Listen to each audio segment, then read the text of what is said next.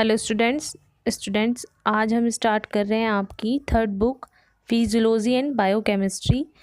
Unit first है आपकी physiology of digestive system.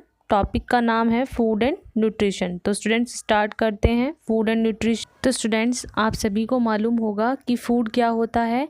जो भी हम खाते हैं वो सभी फूड में इंक्लूड होता है। और हमें फूड कहाँ से मिलता है, या तो प्लांट से मिलता है या फिर एनिमल से मिलता है। और इसी बेसिस पे फूड को टू टाइप में क्लासिफाई किया गया है। फर्स्ट प्लांट ओरिजिन और सेकंड है आपका एनिमल ओरिजिन। अब फूड में पाए जाने वाली केमिकल कंपोनेंट्स कौन कौन से होते हैं?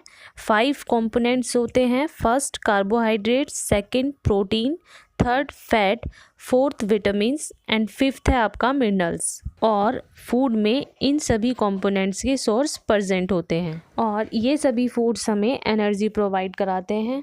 अब हम डिस्कस करते हैं न्यूट्रिएंट्स क्या होते हैं। फूड में पाए जाने वाले इनऑर्गेनिक और ऑर्गेनिक कंपोनेंट्स को न्यूट्रिएंट्स बोला जाता है। न्यूट्रिएंट्स 2 टाइप के होते हैं, macronutrients and micronutrients. Macronutrients means वो न्यूट्रिएंट्स जो हमें ज़्यादा अमाउंट में लेने होते हैं, और माइक्रोन्यूट्रिएंट्स मीन्स वो न्यूट्रिएंट्स जो हमें कम अमाउंट में लेने होते हैं। तो अब हम डिस्कस करते हैं कि मैक्रोन्यूट्रिएंट्स में कौन कौन से कंपोनेंट्स प्रेजेंट होते हैं और माइक्रोन्यूट्रिएंट्स में कौन कौन से। कार्बोहाइड्रेट्स, फैट्स एंड प्रोटीन, ये तीनों आपके मैक्रोन्यूट्रिएंट्स हैं और ये हमें डेली रूटीन में कितना लेना चाहिए। कार्बोहाइड्रेट्स 60 से 80%, फैट 10 से 30% एंड प्रोटीन 7 से 15%। और इसके अलावा है आपके विटामिन्स एंड मिनरल्स, ये आपके माइक्रोन्यूट्रिएंट्स हो गए। ये बहुत ही कम मात्रा में हमें लेने होते हैं। तो स्टूडेंट्स एक बैलेंस डाइट के लिए हमें मैक्रोन्यूट्रिएंट्स एंड माइक्रोन्यूट्रिएंट्स का बैलेंस रखना बहुत ज़्यादा ज़रूरी है। तो स्टूडेंट्स क्या आप जानते हैं कि जो हमारे माइक्रोन्यूट्रिएंट्स होते हैं, अगर उनका बैलेंस हमारी बॉडी में सही नहीं है तो हम कितना भी कार्बोहाइड्रेट्स, फैट्स या प्रोटीन्स यानी कि मैक्रोन्यूट्रिएंट्स ले लें, वो हमारी बॉडी में सही तरीके से यूटिलाइज्ड नहीं हो पाते। तो इन न्यूट्रिएंट्स का बैलेंस होना बहुत ज़रूरी है। ओके स्टूडेंट्स अब हम मैक्रोन्यूट्रिएंट्स में कार्बोहाइड्रेट्स को डिस्कस करते हैं। तो स्टूडेंट्स क्या आप जानते हैं कि हमारे फूड में सबसे ज़्यादा मात्रा कार्बोहाइड्रेट्स की होती है, और कार्बोहाइड्रेट्स का 1 ग्राम हमें 4 किलो कैलोरी एनर्जी प्रोवाइड कराता है। तो स्टूडेंट्स ज़्यादातर जो फूड हम लेते हैं उसमें सबसे ज़्यादा जो परसेंटेज होती है वो किसकी होती है? कार्बोहाइड्रेट्स की। और अगर हम बात करें एक बैलेंस डाइट की, तो हमें कितना एक दिन में कितना कार्बोहाइड्रेट्स लेना चाहिए? 50 से 60%। और अगर हम इससे ज़्यादा मात्रा में कार्बोहाइड्रेट्स लेते हैं तो वो किस में कन्वर्ट हो जाता है? फैट के रूप में कन्वर्ट हो जाता है। Okay students. तो स्टूडेंट्स कार्बोहाइड्रेट्स किस किस सोर्स में पाया जाता है? स्टार्च में, शुगर में एंड सेलुलोज में। तो स्टार्च का सोर्स कौन कौन से फूड में मिलता है? Cereals, roots and tubers. तो जो भी हम दाल खाते हैं, आलू खाते हैं और चावल खाते हैं, इन सभी में क्या प्रेजेंट होता है? स्टार्च। और अब अगर बात करें शुगर की, तो white sugar, honey and glucose, ये सभी शुगर के सोर्सेज हैं। यानी कि जो भी हम मीठा खाते हैं उसमें क्या प्रेजेंट होता है? शुगर प्रेजेंट होता है। और नेक्स्ट है सेलुलोज। सेलुलोज हमें कहाँ से मिलता है? जूट से, कॉर्न से और अदर जितने भी हमारे फूड आइटम्स हैं उन सभी से हमें सेलुलोज मिलता है। तो स्टूडेंट्स अब हम डेली रिक्वायरमेंट देख लेते हैं एज के अकॉर्डिंग। एक चिल्ड्रंस यानी कि बच्चे को कितना लेना चाहिए कार्बोहाइड्रेट्स एक दिन में? 60 से 250 ग्राम्स। एंड अडल्ट्स को कितना लेना चाहिए? 400 ग्राम्स। और मैन के लिए क्वांटिटी है 300 से 700 ग्राम्स, और वुमेन के लिए 240 से 500 ग्राम्स। Okay students. कार्बोहाइड्रेट्स के बाद हम बात करते हैं प्रोटीन की। प्रोटीन किस में मिलता है? स्टूडेंट्स प्रोटीन हमारी बॉडी में बनती कैसे हैं? बहुत सारे अमीनो एसिड्स कंबाइंड होकर प्रोटीन बनाते हैं।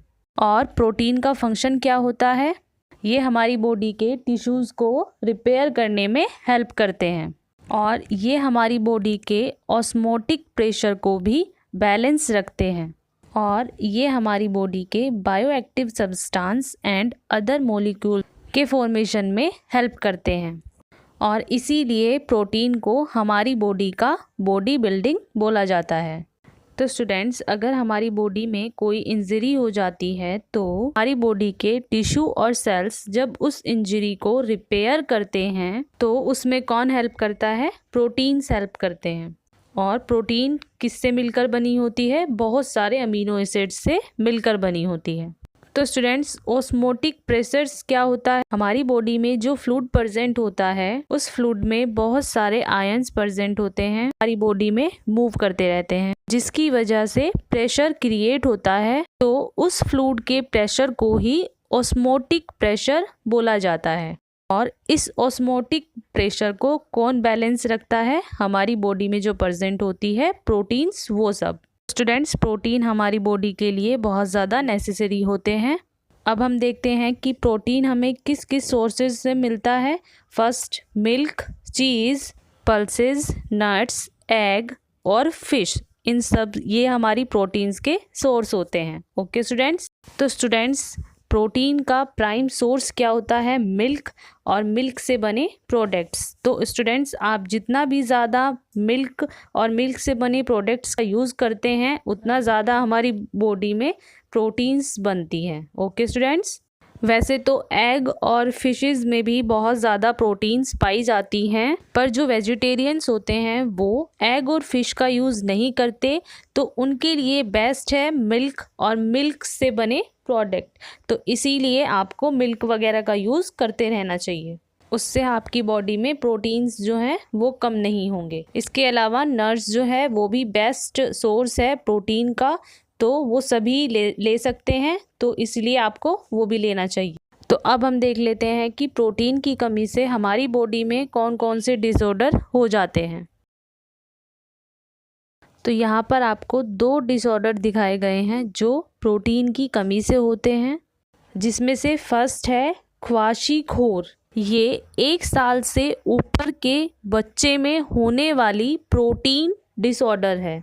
और सेकंड डिसऑर्डर क्या है? मेरास्मस, जो कि 1 साल से नीचे के बच्चे में होता है प्रोटीन की कमी से। अब इन दोनों में डिफरेंस क्या क्या होते हैं?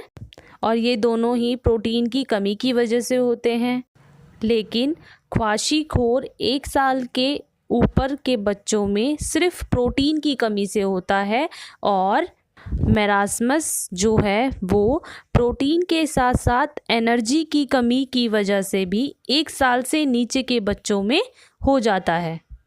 ख्वाशीखोर को इडीमा भी बोलते हैं। इडीमा का मतलब होता है बॉडी के अंदर स्वेलिंग आना, जबकि मेरास्मस में क्या होता है? वॉस्टिंग। वॉस्टिंग मीन्स किसी भी बॉडी पार्ट में वीकनेस आना। तो स्टूडेंट्स, आपको प्रोटीन की इन दोनों डेफिशिएंसी के बारे में मालूम होना चाहिए। ओके, तो अब हम बात करते हैं नेक्स्ट मैक्रोन्यूट्रिएंट्स की, फैट्स। तो फैट कैसे बनता है? फैट फैटी एसिड की छोटे छोटे यूनिट्स से मिलकर बनता है। तो स्टूडेंट्स, फैटी एसिड्स 2 टाइप के प्रेजेंट होते हैं, सैचुरेटेड और अनसैचुरेटेड फैटी एसिड्स। जितना भी एनिमल फैट्स है वो सभी सैचुरेटेड फैटी एसिड्स के अंदर आता है, फिश ऑयल को छोड़कर। ओके स्टूडेंट्स, और जितना भी वेजिटेबल ऑयल होता है वो सभी अनसैचुरेटेड फैटी एसिड के अंदर आता है, कोकोनट ऑयल को छोड़कर। ओके स्टूडेंट्स, तो स्टूडेंट्स, आप सभी को सैचुरेटेड और अनसैचुरेटेड फैटी एसिड्स की में डिफरेंस जो है वो मालूम होना चाहिए कि क्या होता है। तो स्टूडेंट्स, क्या आप जानते हैं कि जो हमारी बॉडी में कोलेस्ट्रॉल लेवल बढ़ जाता है वो किस वजह से बढ़ता है? सैचुरेटेड फैटी एसिड की वजह से बढ़ता है। तो आपको याद रखना है किस वजह से? सैचुरेटेड फैटी एसिड की वजह से। तो स्टूडेंट्स, अब हम देखते हैं कि फ़ैट का हमारी बॉडी में क्या फंक्शन होता है। फ़ैट हमारी बॉडी को गर्म रखता है और हमारी बॉडी के टेम्परेचर को भी मैनेज करके रखता है, और ये हमारी बॉडी के ऑर्गन्स को भी एक तरीके से सपोर्ट प्रोवाइड कराता है। 1 ग्राम फैट में 9 किलो कैलोरी एनर्जी प्रेजेंट होती है। तो स्टूडेंट्स, क्या आपको मालूम है कि कार्बोहाइड्रेट्स के 1 ग्राम में 4 किलो कैलोरी एनर्जी हमें मिलती है और फैट के 1 ग्राम में 9 किलो कैलोरी एनर्जी हमें मिलती है। तो अगर किसी को इंस्टेंट एनर्जी चाहिए तो उसको क्या लेना चाहिए? फैट। और फैट हमें किस किस सोर्स से मिलता है, अब हम वो डिस्कस कर लेते हैं। तो स्टूडेंट्स, घी, बटर, मीट, फिश ऑयल, ये सब हमें कहाँ से मिलता है? एनिमल सोर्सेज से। और groundnut oil, ginger oil, mustard oil, ये सब हमें कहाँ से मिलते हैं? वेजिटेबल सोर्स से। तो स्टूडेंट्स, अब हम देख लेते हैं कि डेली रूटीन में हमें कितना फ़ैट लेना चाहिए। मैन में 20 से 60 ग्राम डेली फैट जो है वो लेना चाहिए और वुमेन में 20 से 40 ग्राम डेली फैट जो है वो रिक्वायरमेंट होती है। तो इतना फैट हमें डेली खाने में अपने लेना चाहिए। ओके स्टूडेंट्स, तो स्टूडेंट्स अब हम डिस्कस करते हैं माइक्रोन्यूट्रिएंट्स। वो कौन कौन से थे? Vitamins and minerals. Students, vitamins जो है वो हमारी बॉडी को बहुत ही कम क्वांटिटी में चाहिए होती है। विटामिन एक्चुअल में ऑर्गेनिक कंपाउंड्स होते हैं जिनमें एसेंशियल न्यूट्रिएंट्स प्रेजेंट होते हैं और ये हमारी बॉडी को बहुत ही स्मॉल अमाउंट्स में चाहिए होते हैं, इसीलिए इनको माइक्रो न्यूट्रिएंट्स के अंदर रखा जाता है। ओके स्टूडेंट्स, विटामिन्स जो होती हैं उनको 2 ग्रुप में डिवाइड किया गया है। फर्स्ट है फैट सॉल्यूबल और सेकंड है आपका वाटर सॉल्यूबल। तो स्टूडेंट्स, सबसे पहले ऐसे कौन कौन से विटामिन्स हैं जो फैट सॉल्यूबल हैं? Vitamin A, vitamin D, vitamin E और विटामिन के, ये हो गए हमारे फैट सॉल्यूबल विटामिन्स। और नेक्स्ट है वाटर सॉल्यूबल। वाटर सॉल्यूबल में कौन कौन से विटामिन्स हैं? फर्स्ट है आपका विटामिन बी और सेकंड है विटामिन सी। तो ये हो गए आपके वाटर सॉल्यूबल। तो स्टूडेंट्स, हमारी बॉडी को कौन कौन से विटामिन्स की नीड होती है? Vitamin A, B, C, D, ई और विटामिन के। तो स्टूडेंट्स, सबसे पहले देखते हैं विटामिन ए में के कौन कौन से सोर्सेज होते हैं। स्पाइनच यानी कि पालक, carrot, milk, butter, egg, yellow fruits और पपाया। तो स्टूडेंट्स, ये सभी हो गए आपके विटामिन ए के सोर्सेज जिससे हमें विटामिन ए मिलता है। नेक्स्ट है विटामिन बी। विटामिन बी के क्या क्या सोर्सेज हैं? विटामिन बी हमें कैसे मिलता है? ग्रीन लीफ वेजिटेबल्स से, सोयाबीन से और मिल्क से और हमारा बीन्स से और पीज से यानी कि मटर से। तो ये सभी हो गए हमारे विटामिन बी के सोर्सेज। अब नेक्स्ट है हमारा विटामिन सी। विटामिन सी के क्या क्या सोर्सेज हैं? ऑरेंज, लेमन, आंवला, टमाटो एंड ग्रीन वेजिटेबल्स। तो जो विटामिन सी होता है वो सबसे ज़्यादा किस में पाया जाता है? खट्टे फ्रूट्स में। तो ये थे हमारे विटामिन सी के सोर्सेज। अब नेक्स्ट है हमारा विटामिन डी। विटामिन डी के क्या क्या सोर्सेज हैं? Sunlight, milk, egg, butter, fish and cod liver. तो जो सबसे ज़्यादा विटामिन डी हमें बताया जाता है वो सनलाइट में यानी कि धूप से मिलता है। तो आज के टाइम में सबसे ज़्यादा जो कमी है वो यही है कि हम कभी भी धूप को अच्छे से नहीं लेते हैं। तो विटामिन डी की जो पूर्ति होती है वो धूप में रहने से होती है। ओके स्टूडेंट्स, तो अब नेक्स्ट बात करते हैं हम मिनरल्स की। तो मिनरल्स भी हमें बहुत ही कम क्वांटिटी में चाहिए होती है। हमारी बॉडी में बहुत सारे मिनरल्स प्रेजेंट होते हैं। इनमें से कुछ मिनरल्स जो हैं वो हमने यहाँ पे दिखाए हुए हैं, जैसे कैल्शियम, फास्फोरस, आयरन। तो स्टूडेंट्स, नेक्स्ट है हमारा फूड पिरामिड्स। फूड पिरामिड्स में हमें दिखाया गया है कि हमें कौन कौन से फ्रूट्स या फिर कौन कौन से डाइट्स जो हैं वो लेनी चाहिए। तो इस पिरामिड्स में एक पूरा डाइट चार्ट जो होता है वो है आपका, तो आपको ये अच्छे से देखना है। तो स्टूडेंट्स, इस फूड पिरामिड्स को देखते हुए आपको अपनी एक डाइट चार्ट बनानी है जिससे आप एक हेल्दी डाइट को फॉलो कर सकें और आप एक हेल्दी मतलब अपना लाइफ स्टाइल जी सके। ओके स्टूडेंट्स, तो स्टूडेंट्स, बैलेंस डाइट क्या होती है?